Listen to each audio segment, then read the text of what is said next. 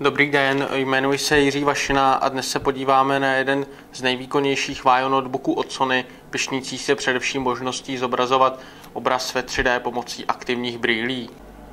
Design přístroje je velice netradiční. Povrchová úprava je lesklá, což není nic neobvyklého, ale já chci poukázat zejména na horní víko, které je posunuté zhruba o centimetr a to vytváří dojem, že jsou v podstatě dva přístroje na sobě. Svoji výjimečnost tak nezapřeješ na první pohled. Při otevření zjistíme, že displej je velice robustní, ale to má svoje opodstatnění. Máme před sebou displej Vaio Premium, který se chlubí velice kvalitním zobrazením, které zahrnuje Full Adobe RGB pro profesionální využití a dále s tím má co dočinění zmíněná 3D technologie. U klávesnice oceníme především tu numerickou část, která je takto klasicky na pravé straně. Odpadá tak zapisování číslic přes tlačítko Shift a to je velice pohodlné.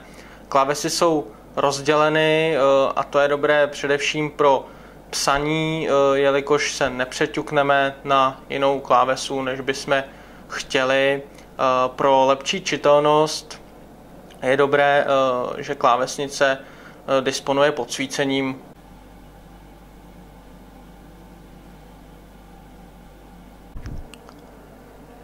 Touchpad není klasicky zapuštěný a ačkoliv je de facto v jedné rovině s podložkou na ruce, velice snadno jej nahmatáme díky jemnému vroubkování. Jelikož se především jedná o multimediální notebook, nechybí zde ovládací panel pro přímé ovládání médií. Ovládá se pomocí dotyku a při přijetí prstem se nám takto rozsvítí identifikační diody. Standardem je kamera umístěná v horním rámečku displeje spolu s mikrofonem. Tady vidíme vlastně kamerku a zde potom samotný mikrofon. Operačním systémem je Windows 7 ve verzi Home Premium 64-bitové verzi. Takovou perličkou je tato horní lišta, kam si můžeme vkládat de facto všechny aplikace, které nejčastěji používáme. Jednoduše i z té lišty můžeme vyměnit nebo zařadit nové, například takto. Novou složku vložím do lišty a můžu ji tak kdykoliv použít. Za zmínku určitě stojí tato tři tlačítka Assist, 3D a Vaio. Po stisknutí tlačítka Assist se nám otevře šikovná aplikace, která slouží k údržbě celého počítače, odstraňování problémů, údržba výkonu, vše v jedné aplikaci, která je navíc v poslední verzi v češtině. Pod tlačítkem 3D nalezneme jednoduché a rychlé přepínání do 3D režimu, musíme samozřejmě ale použít aktivní brýle. A pod tlačítkem Vaio se nám schovává aplikace na prohlížení veškerých multimédií, filmů, hudby a fotografií.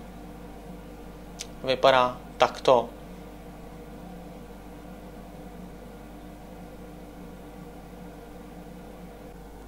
Teď se podíváme, jak je to s konektorama.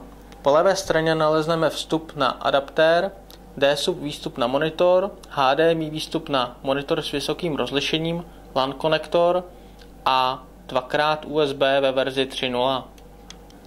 Na přední levé straně je umístěn iLink konektor, přepínání Wi-Fi a vstup na paměťové karty typu Memory Stick a SD.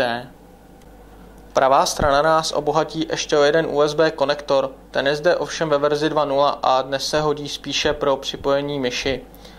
Dále zde nalezneme připojení na mikrofon, čili vstup a výstup na sluchátka.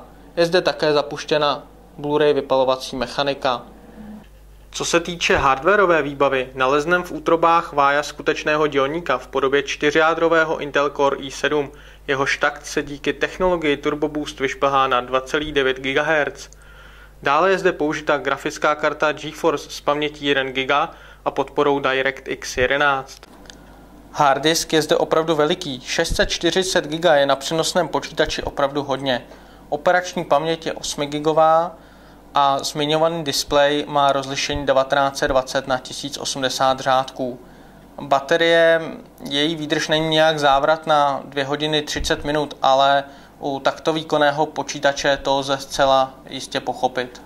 V balení kromě samotného notebooku, baterie a nabíječky nalezneme i tyto aktivní 3D brýle.